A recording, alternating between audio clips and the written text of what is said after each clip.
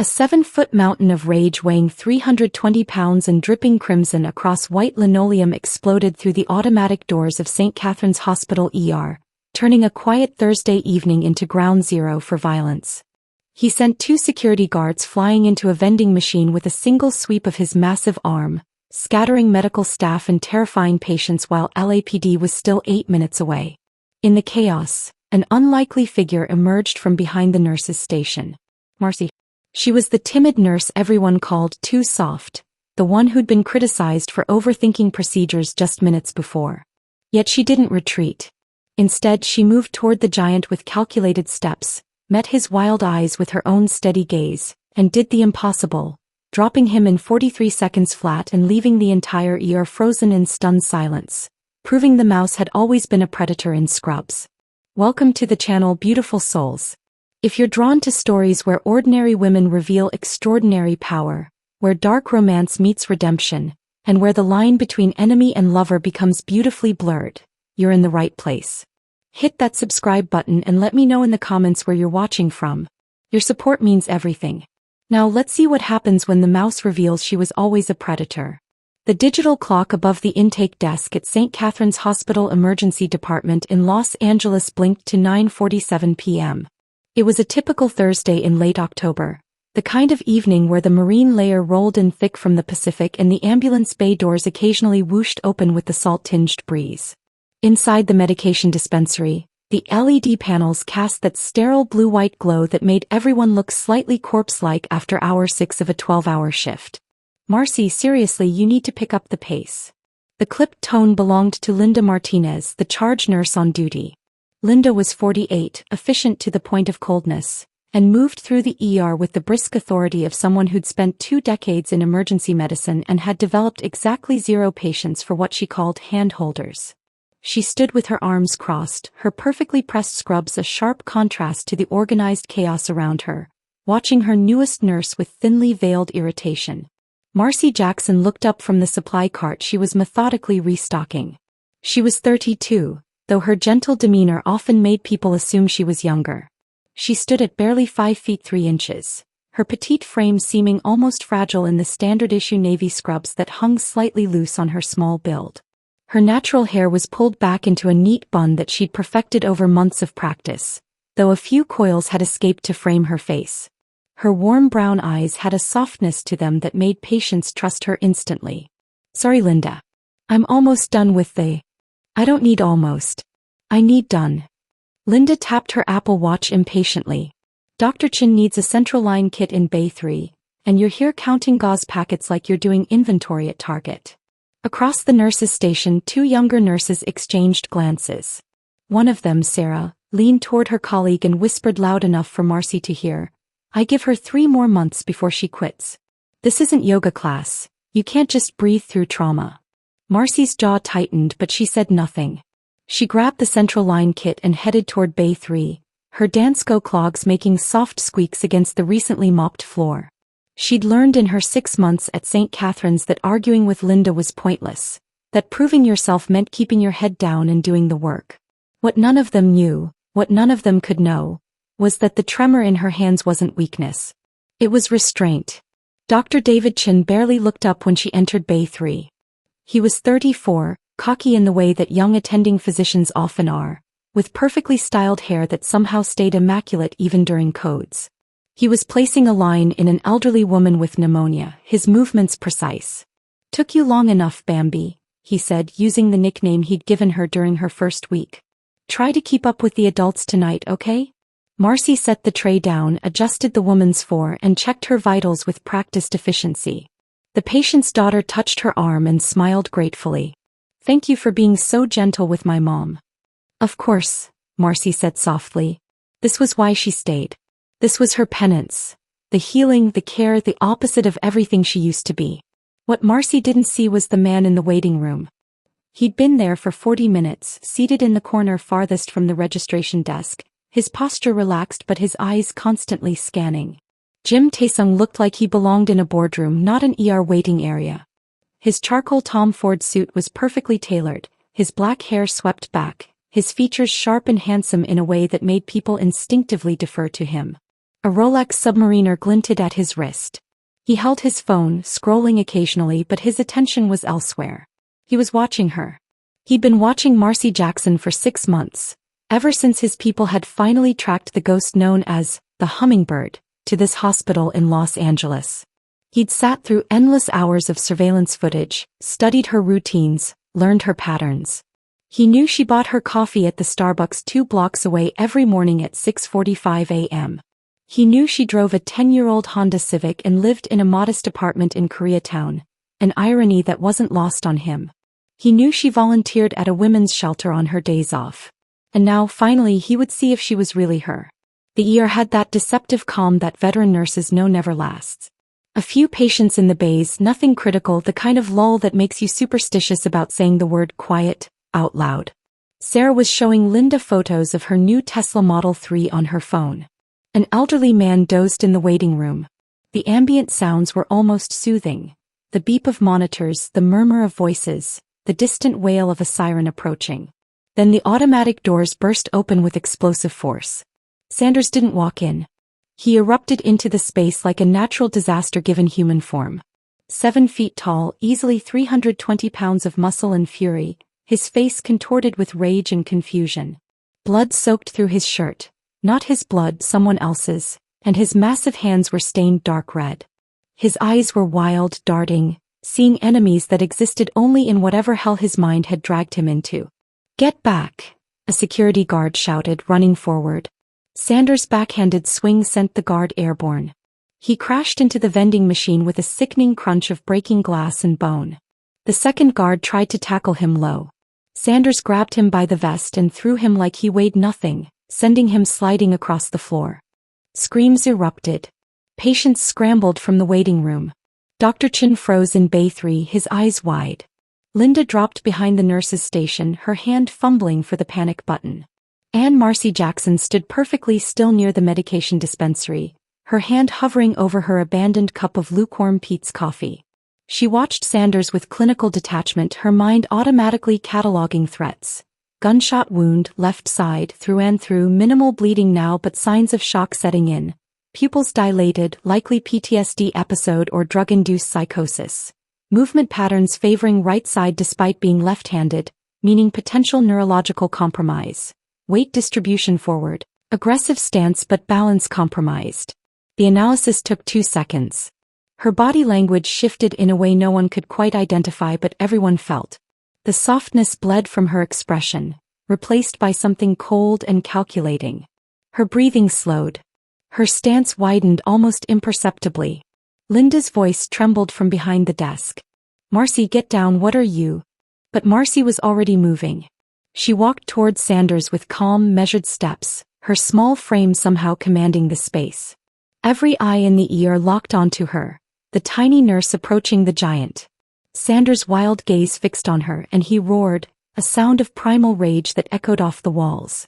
"Hey!" Marcy's voice cut through the chaos, sharp and authoritative, nothing like the gentle tone anyone had heard from her before.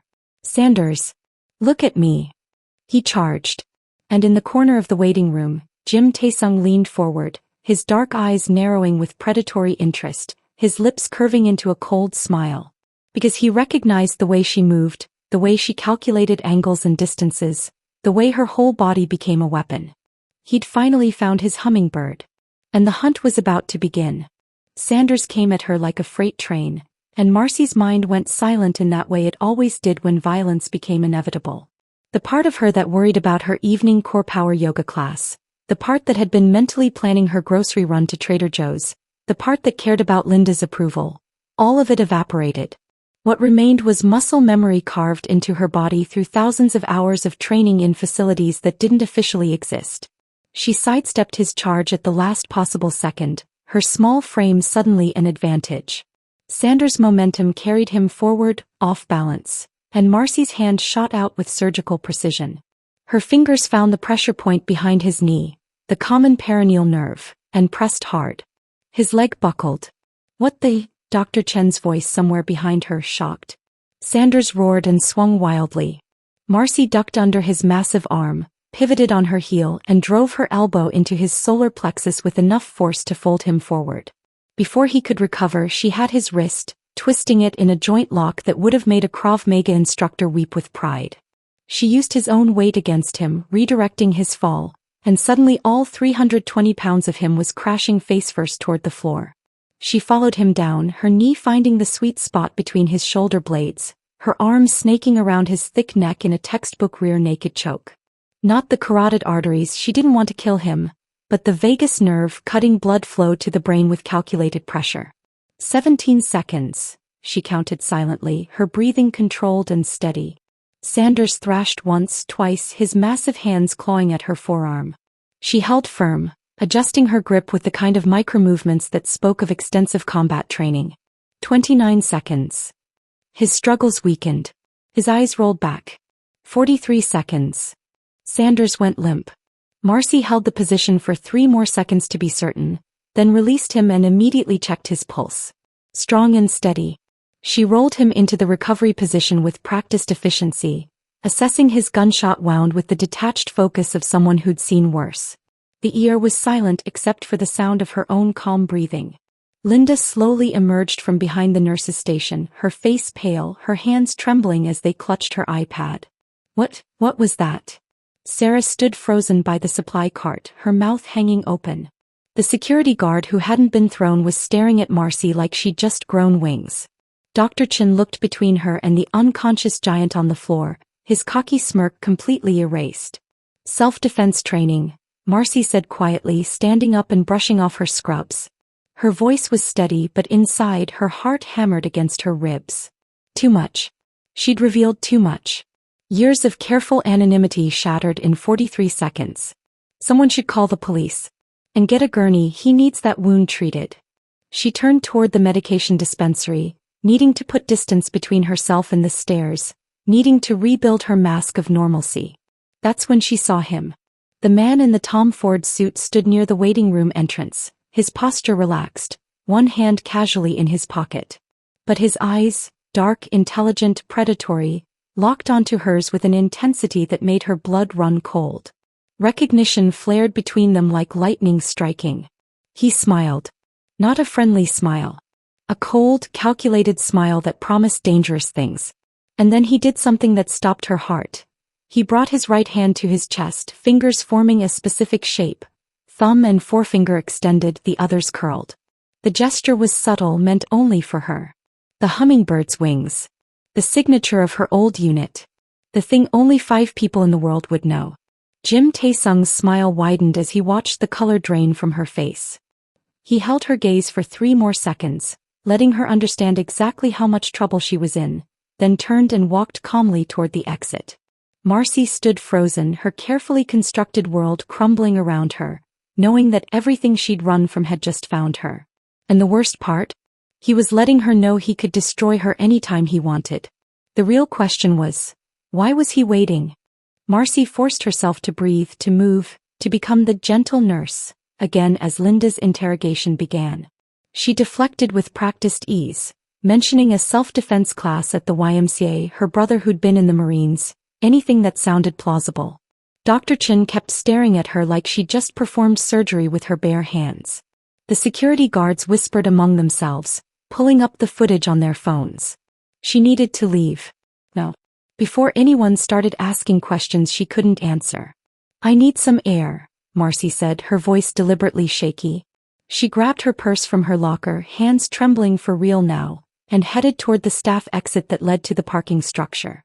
Her Honda Civic was on level 3. She could be gone in 5 minutes, disappear the way she'd been trained to disappear. Except he was waiting for her in the stairwell. Jim Taesung leaned against the concrete wall, still perfectly composed in his expensive suit, looking like he belonged in a penthouse overlooking the city, not a hospital fire escape that smelled faintly of disinfectant and cigarette smoke. Up close he was even more devastating, sharp cheekbones, full lips that curved with dark amusement, and those eyes that saw straight through every lie she'd ever told. Leaving so soon? His voice was smooth, cultured, with just a trace of an accent that made her think of Seoul streets and cherry blossoms and blood on marble floors. Marcy's hand moved instinctively toward the pepper spray on her keychain. You should move, he said quietly, switching to Korean. Hello, hummingbird. The world tilted. Her call sign. The name that existed only in classified files that were supposed to be destroyed. 5 years of careful reconstruction, of therapy and meditation and pretending she was someone soft and safe, crumbled into dust. I don't know what you're. Don't. He pushed off the wall, moving with lethal grace, closing the distance between them until she could smell his cologne. Something expensive, probably Tom Ford Noir, the kind of scent that lingered. I've been watching you for 6 months, Marcy. Since you surfaced in California with your new identity and your little nursing job. I watched you buy overpriced lattes at Starbucks. I watched you shop for organic vegetables at Whole Foods like you're just another woman trying to eat clean and stay healthy. I watched you live this adorable lie. What do you want? Her voice was steady, but her heart hammered against her ribs. I want you to understand something. He stepped closer and she pressed back against the wall, cornered. I own this city. The clubs on Sunset Boulevard, the restaurants in Little Tokyo, the import businesses at the port. They all answer to me.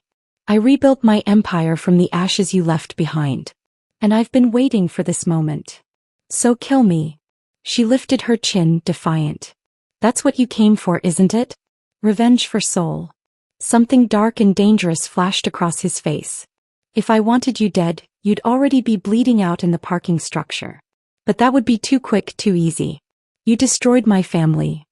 My brother, my father, my mother. You took everything from me. So no, I'm not going to kill you. He reached out and caught her wrist, his grip firm but not bruising, his thumb finding her pulse point where it raced frantically beneath her skin. The contact sent electricity shooting up her arm, and she hated herself for the way her body responded to his touch. You have 24 hours, he said softly, his face so close now she could feel his breath against her lips. 24 hours before I decide what to do with you. I want to understand the woman who took everything from me. I want you to see what you created. I want you to know exactly what you destroyed before I decide whether to rebuild you or break you completely. I didn't. Yes, you did. His eyes held hers and the intensity in them made her breath catch. And now you're going to face it. Face me. He released her wrist but didn't step back, keeping her caged against the wall. When he spoke again, his voice was a dark whisper that sent shivers down her spine. Run if you want, Marcy. I'll enjoy the chase. Then he turned and walked away, disappearing through the stairwell door, leaving her trembling and alive and more terrified than she'd been in 5 years. Because running wouldn't help. He already knew where she lived. Marcy made it back to the ER just as the federal agents arrived. 3 of them, wearing dark suits and showing badges that looked legitimate to everyone except her. She recognized the tells, the bulge of weapons worn too comfortably, the way they moved through the space like they owned it, the micro-expression of acknowledgement one of them gave Jim Taesung as he stood near the vending machines pretending to buy a Coke. We need to secure this facility, the lead agent announced to Linda. His name tag read Martinez. There's been a credible threat related to the incident tonight. Hospital-wide lockdown effective immediately. Linda's face went pale. We have patients who need. Which is why we're here to protect them. Martinez smiled, but it didn't reach his eyes. No one leaves until we clear the scene. Hospital policy during security incidents, ma'am. Marcy's mind raced. This wasn't protocol. This was containment. The question was, containment of what? Sanders, who was now sedated in Bay 5. For her. She pulled out her phone, trying to look like she was checking messages, but her fingers found the hidden compartment in her iPhone case. The backup phone was still there, a burner she'd kept against every rational instinct. Old habits. She palmed it, slipping it into her scrubs pocket and headed toward the staff bathroom. The encrypted message she sent took 30 seconds to bounce through 3 servers. The response came in 2 minutes. Sanders equals bait. They know. Extraction unavailable. You're on your own. Her handler. Or former handler. The only person from her old life who occasionally checked in to make sure she was still breathing. Someone had set her up. Sanders wasn't random, he was the hook and she'd swallowed it whole, revealing herself in front of everyone. Including Jim. She needed to get patients out of the hot zones. If this turned into a firefight, and her instincts screamed it would, the ER would become a massacre. She started redirecting ambulatory patients toward the West Wing, using the excuse of overcrowding, her nurse's voice calm and efficient even as her tactical mind mapped exit routes and cover positions. That's when she felt him. That prickling awareness that comes from being watched by someone dangerous. Jim stood in the doorway of the supply closet as she entered to grab more 4 bags. He followed her inside and closed the door, the small space suddenly suffocating with his presence. The shelves lined with medical supplies pressed close around them, the fluorescent light buzzing overhead. "You're moving patients." His voice was low, observant. "Preparing for something." "I'm doing my job." She tried to move past him, but he blocked her path, his body a wall of controlled power in his tailored suit. "Don't lie to me. You know what's coming, don't you?" His hand came up, fingers grazing her jaw, tilting her face toward his. Sanders wasn't here by accident. Neither were those federal agents. Someone's cleaning house, and we're both on the list. She knocked his hand away, anger flaring. "We are not on the same side. You want me to suffer for Soul. They want me dead. Those are very different motivations." "Are they?"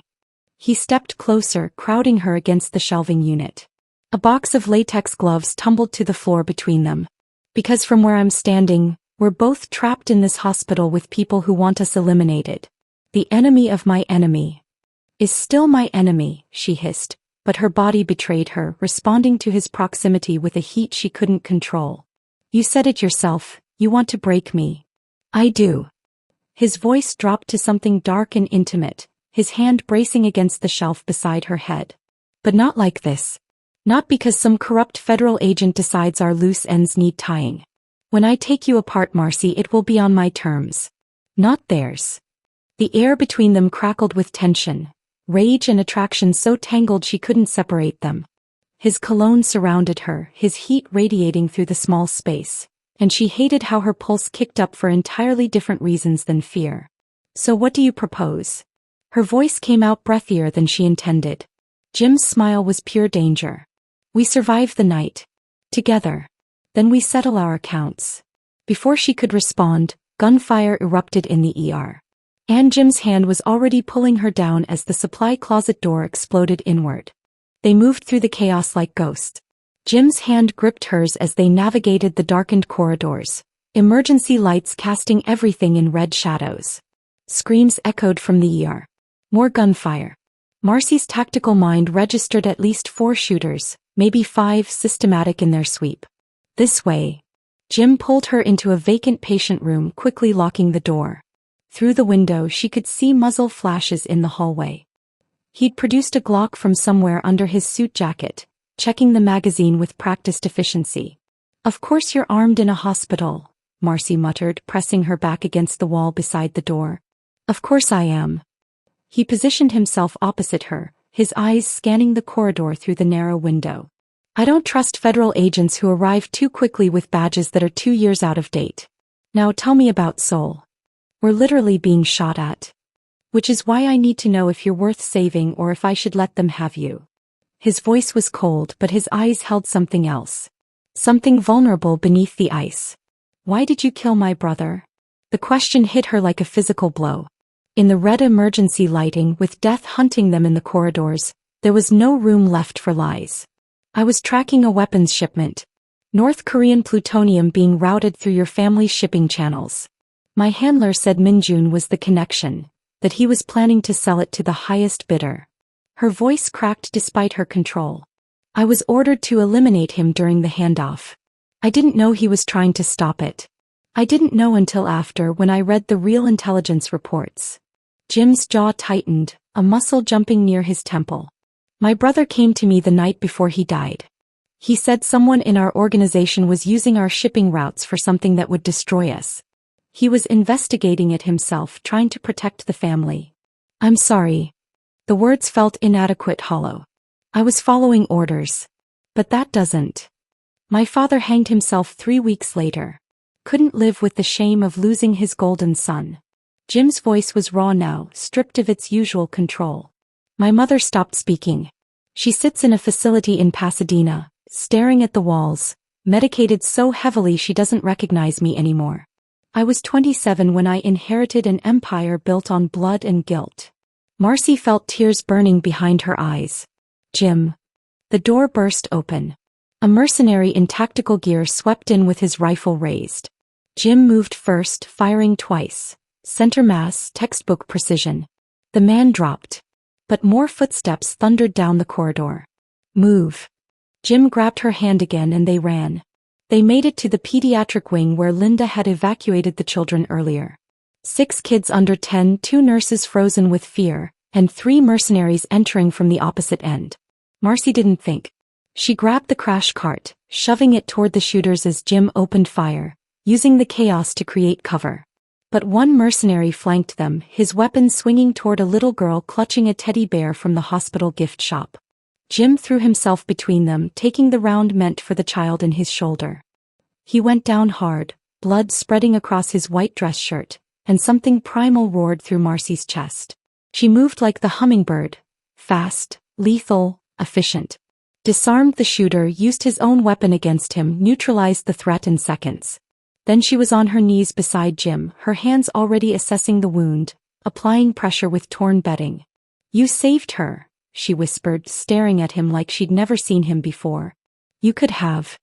"I'm not a monster, Marcy." His hand found hers, blood-slicked and warm. "Despite what you think of me. Despite what I've done." Their eyes locked, and in that moment, something fundamental shifted. He wasn't just her enemy. He was a man who'd lost everything and rebuilt himself from ruins. A man capable of sacrifice. A man who understood her darkness because he carried his own. "We need to move," she said, her voice unsteady. "Can you walk?" He nodded, wincing as she helped him up. Behind them, the little girl whispered, "Thank you." And ahead, more footsteps. More threats. But now they weren't just surviving together. They were protecting something that mattered. If you're hooked on Marcy and Jim's twisted journey from enemies to something dangerously close to lovers, drop a comment below and smash that subscribe button. Are you Team Marcy or Team Jim? Let me know. The hospital chapel was small, non-denominational, with uncomfortable wooden pews and a stained glass window that filtered moonlight into fractured colors across the floor. Marcy had field-dressed Jim's shoulder wound with supplies from an emergency kit, her fingers steady despite the blood, despite the way his eyes never left her face. Outside, they could hear the mercenaries sweeping the 3rd floor. Inside, silence pressed down like a physical weight. "I had plans for you," Jim said quietly, breaking the stillness. His injured arm rested against his chest, his shirt ruined, but his voice was steady. "I was going to take you to one of my properties in the San Gabriel Mountains. Soundproof. Private. I was going to spend days making you understand what you took from me." Marcy's hands stilled on the bandage she was securing. "Torture. Psychological mostly." His dark eyes held hers, unflinching. "I wanted to see you break. To hear you beg for mercy I had no intention of giving. I wanted you to feel even a fraction of what I felt when I stood over my father's casket, when I watched my mother fade into nothing." She should have been afraid. Instead, something dark and truthful rose in her chest. "I would have let you." His expression shifted, surprise flickering across his features. "What?"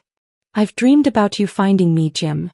The confession spilled out like blood from a wound. "Not nightmares. Dreams where you appeared with that cold smile and finally gave me what I deserved. Because living with what I did, even though I was following orders, even though I didn't know, it's been its own kind of torture. Yoga classes and smoothie bowls from Heroine and pretending to be someone soft can't erase the fact that I destroyed your family." Jim moved closer, wincing slightly but determined. His good hand came up to her shoulder, fingers finding the edge of her scrubs, pulling the fabric aside to reveal the scar that ran from her collarbone toward her shoulder blade. She'd gotten it in Seoul the night everything went wrong. "This." His voice was rough, his fingers tracing the raised skin with unexpected gentleness. "Exit wound. One of your brother's guards got a shot off before She couldn't finish the sentence. His thumb traced the scar's path, and the touch sent electricity through her nerve endings. She reached for his wrist without thinking, her fingers finding the tattoo she'd glimpsed earlier. Korean characters inked in elegant script. Minjun's name and death date. "I got this the day I buried him," Jim whispered. "So I'd never forget what I was building toward. Revenge. Justice. Some days I couldn't tell the difference. And now." Her voice came out breathless. "Now I don't know what I want anymore." His face was so close she could count his eyelashes, see the gold flecks in his dark eyes. Except this. When their lips met, it wasn't gentle. It was 5 years of rage and guilt and grief colliding, transforming into something raw and desperate. His good hand fisted in her scrubs, pulling her against him. She gripped his shirt, mindful of his injury but unable to stop herself from deepening the kiss. It tasted like violence and salvation, like punishment and forgiveness all tangled together. His teeth caught her lower lip. She gasped, and he used the opportunity to claim her mouth more thoroughly, backing her against the chapel wall between a crucifix and a donation box. Her hands found his hair, his jaw, mapping the face she'd memorized from surveillance photos years ago. Marcy, he groaned against her mouth, and hearing her name in his voice undid something inside her. Jim. The chapel door crashed open. They sprang apart, weapons drawn, her stolen Glock, his own pistol, but it wasn't mercenaries. It was Sanders. Blood-soaked, eyes wild, hospital gown hanging off his massive frame. And he held Linda Martinez by the throat, her feet dangling off the ground. You, Sanders growled, his gaze fixed on Marcy with terrifying focus. You put me down like an animal. Now I'm going to show you what animals do when they wake up angry. Linda whimpered, clawing at his hand, her face turning purple. And Marcy realized with cold certainty that the man who'd been sent to expose her was now going to be the one who killed everyone she tried to save. Unless she stopped him first. 5 years earlier, Marcy had been 27 when Marcus Webb found her in a dive bar in Langley, Virginia, drowning her broken engagement in cheap bourbon. She'd washed out of the FBI academy, too small, they said, too soft, and was working security at a Target distribution center, her criminal justice degree gathering dust. You're wasted checking receipts, Webb had said, sliding onto the bar stool beside her. I need someone who doesn't look like a threat. Someone people underestimate. 6 months later she was in Seoul, speaking fluent Korean, moving through the highest levels of organized crime like a ghost. The hummingbird, small, unassuming, and carrying the deadliest poison. Webb had briefed her personally on the Minjun operation. He's planning to route plutonium through his family's shipping empire. North Korean origin, ISIS destination. We eliminate him, we save millions of lives and protect an allied intelligence asset. His brother Jim Taesung, who's been feeding us information on Chinese trafficking routes. She'd believed every word. She'd watched Minjun for weeks, documented his meetings, followed him to the warehouse where the exchange was supposed to happen. When she'd pulled the trigger, she'd been certain she was saving the world. She hadn't known the intelligence was fabricated. Hadn't known Webb was being paid by the Yakuza to eliminate Minjun and destabilize the Korean syndicates. Hadn't known Jim was never their asset. He was their target, weakened by grief so the Yakuza could move into his territory. She'd learned the truth 3 months later, buried in classified files she'd accessed through back channels. By then Minjun was dead, Jim's father had hanged himself, and she'd already submitted her resignation. Webb had let her disappear. Or so she'd thought. Present. St. Catherine's Hospital. Jim had distracted Sanders long enough for Marcy to get Linda to safety, but the effort had cost him. His shoulder wound was bleeding again, and they'd retreated to the security office, barricading the door while Sanders raged through the corridors outside. Marcy pulled up the hospital's security footage, her fingers flying across the keyboard with practiced efficiency. She needed to understand the attack pattern, find an escape route, anything.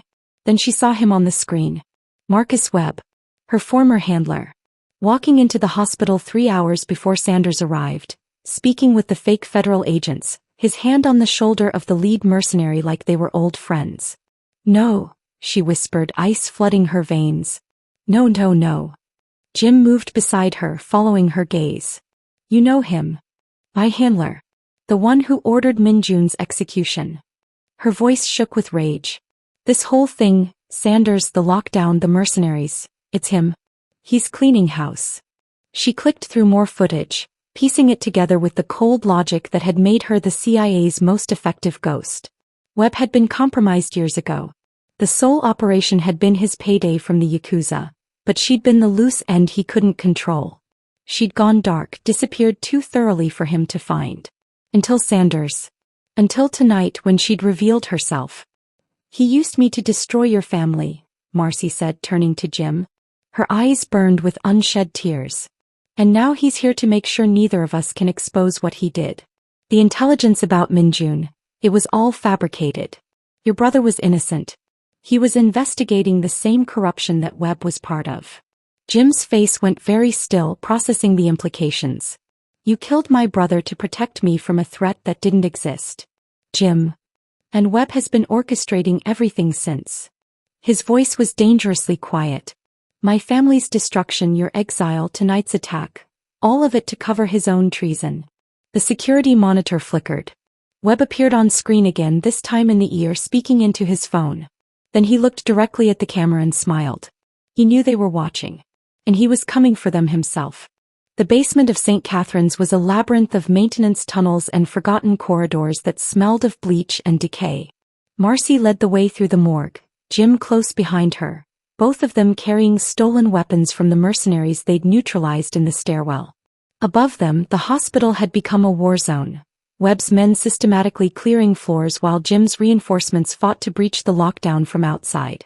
This way, Marcy whispered, guiding them through a service tunnel that ran beneath the parking structure. Her nurse's knowledge of the building's layout combined with her tactical training made her the perfect guide through hell.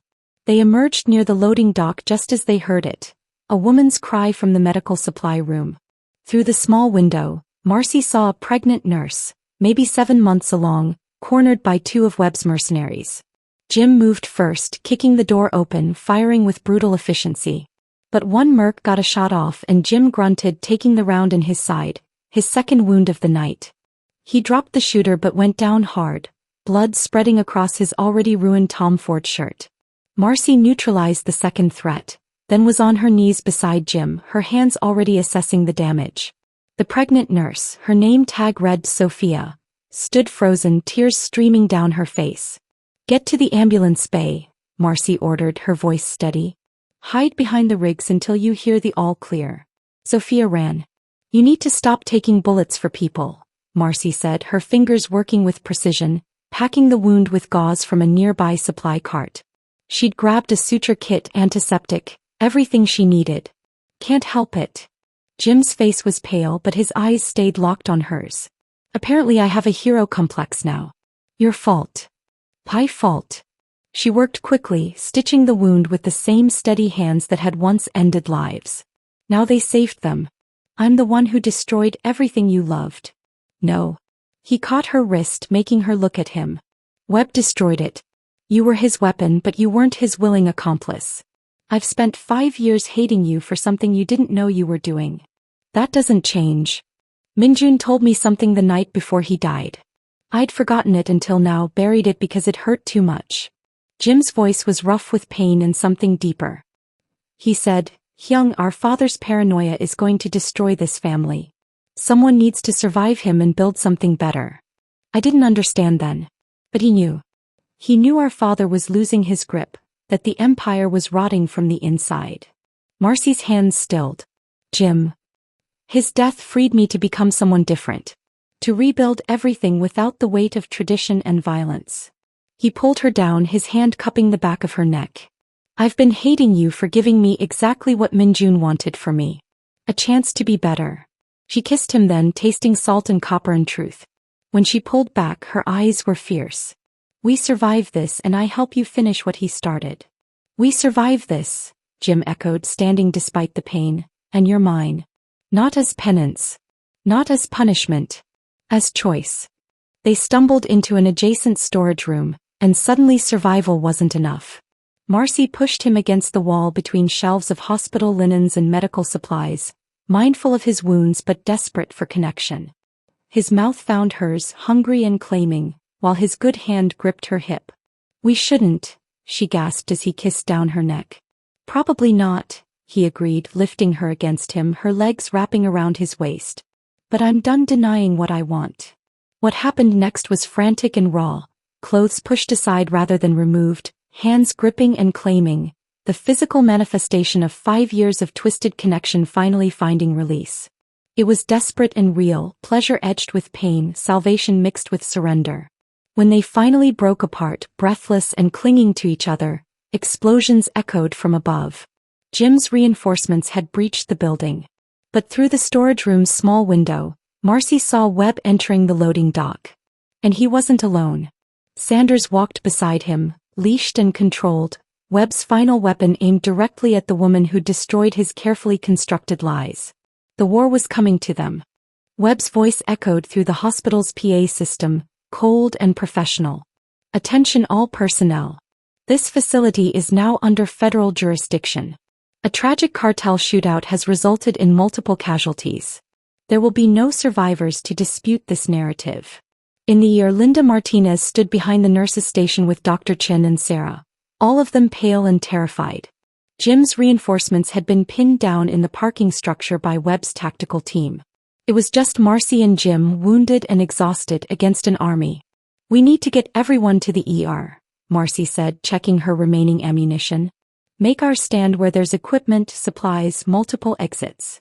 They moved through the corridors, gathering survivors, nurses, patients, security guards, shepherding them toward the ER like a human shield Webb couldn't easily eliminate without leaving evidence of mass murder. Sanders appeared first, his massive frame blocking the main entrance. But something was different. His eyes were clear now, focused, and they weren't looking at Marcy with rage. "Webb killed my sister," he said, his voice a low rumble. 2 years ago in San Diego. Made it look like a cartel hit. I've been looking for proof ever since." He turned, positioning himself between the ER staff and the doorway. "That little nurse took me down clean. Didn't hurt me more than necessary. I respect that." Webb entered behind his tactical team, his gray suit still immaculate despite the chaos, his smile cold. "How touching." The loose ends gathering in one convenient location. Marcy moved. She grabbed a crash cart, using it as a battering ram against the closest mercenary, then seized a defibrillator, pressing the paddles against another's tactical vest. His body seized, dropping. Jim fired with surgical precision, his movements economical despite his injuries. Sanders became a human wrecking ball, his size and rage channeled with purpose.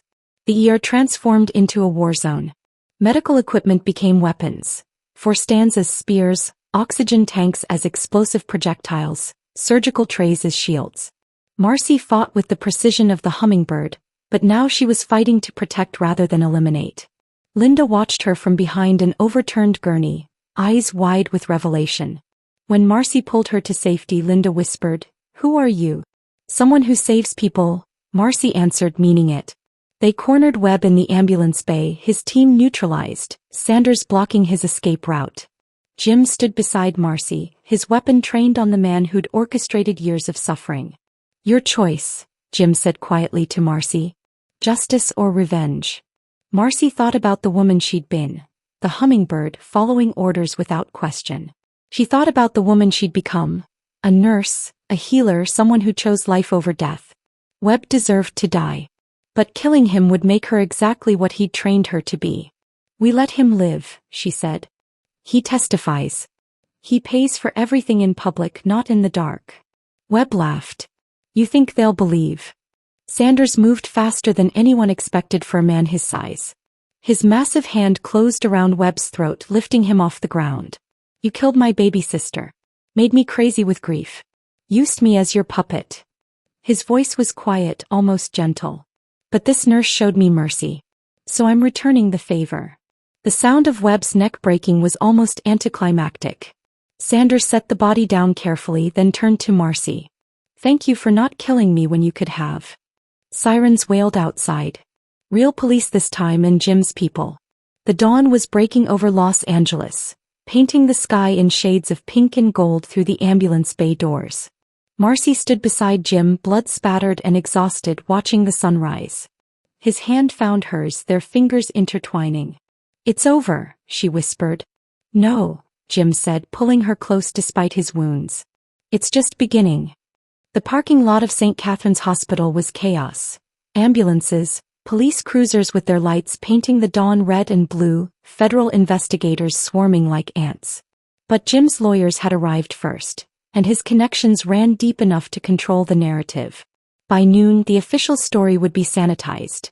A cartel dispute, a rogue federal agent gone corrupt, tragic but contained. Marcy stood apart from it all, wearing borrowed scrubs someone had given her after they'd cut away her blood-soaked ones. She watched the sun climb over the Los Angeles skyline, painting the buildings gold, and felt hollowed out. Free. Jim found her there, his arm in a sling, fresh bandages visible under a clean shirt one of his people had brought. He moved more slowly than usual, but his eyes were clear, focused entirely on her. Your identity is buried, he said quietly. Marcy Jackson will remain a nurse who showed extraordinary courage during a crisis. The hummingbird stays dead. Webb's files have been destroyed. She nodded, not trusting her voice. You have a choice now. Jim stepped closer, his good hand reaching for hers. You can disappear again. New city, new name, new life. I'll make sure you have everything you need. Or. Her voice came out hoarse. Or you stay. With me. Not as penance. Not because of guilt or revenge or any of the twisted things that brought us here. His thumb traced circles on her palm. But as my equal. My partner. The woman who understands every dark corner of my soul because she's walked through her own darkness and survived. Jim, I destroyed. You freed me, he interrupted. I'm rebuilding everything. Legitimate businesses, real estate, tech investments in Silicon Valley startups, clean money. I'm leaving the underworld behind, but I need someone at my side who understands where I came from. Someone strong enough to handle the threats that will still come. Someone who can be both the healer and the warrior. Marcy looked at him. This man who should have been her death, who'd become her salvation instead. Yes, she whispered. Yes, I choose you. He kissed her there in the parking lot, gentle and claiming all at once, sealing a promise forged in blood and fire. 6 months later. The clinic in Boyle Heights was nothing fancy, but it was perfect. Marcy treated patients who couldn't afford Cedar-Sinai prices, working alongside other nurses and doctors who believed in serving rather than profiting. The building's lease was paid anonymously through one of Jim's shell companies, fully stocked with the latest equipment.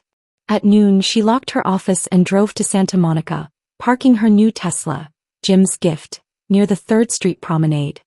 He was already waiting at a corner table at the Blue Bottle Coffee Outpost, 2 lattes sitting between them, looking devastatingly handsome in a navy suit that probably cost more than her old Honda. How was your morning? He asked as she sat, his hand immediately finding hers across the table. 3 flu cases, 1 sprained ankle, and a teenager who needed stitches after a skateboarding accident. She smiled. Normal. Peaceful. Good. His thumb brushed across the diamond on her left hand. A ring he'd placed there 3 months ago on a beach in Malibu, no ceremony, just a question and her breathless yes. Her phone buzzed. A text from an unknown number. Tell Taesung the Yakuza remembers. We're coming. Marcy showed it to Jim, watching his expression shift into something cold and dangerous. That smile she'd first seen in the hospital. Calculated, predatory, promising violence. She felt her own expression mirror his, the hummingbird stirring beneath her skin. Not with guilt this time. With purpose. Let them come, she said softly. Jim's smile widened. Together. Always together. They finished their lattes, fingers intertwined, 2 people forged from darkness who'd found light in the most unlikely place. In each other's arms, in each other's truth, in the beautiful, terrible understanding that sometimes love grows best in scorched earth. The hummingbird had finally found her nest. And she would defend it with everything she was. And there you have it. The hummingbird found her nest in the most unexpected place. If this story of dark romance, redemption, and second chances captivated you, please like this video and subscribe for more tales of powerful women who refuse to be underestimated. Drop a comment telling me where you're watching from and what you thought of Marcy and Jim's journey. Don't miss my next video where we dive into another story of passion, danger, and the kind of love that's forged in fire. The notification bell is your friend. Hit it so you never miss a story. Until next time, remember, sometimes the most powerful thing you can be is exactly who you are. See you in the next one. ****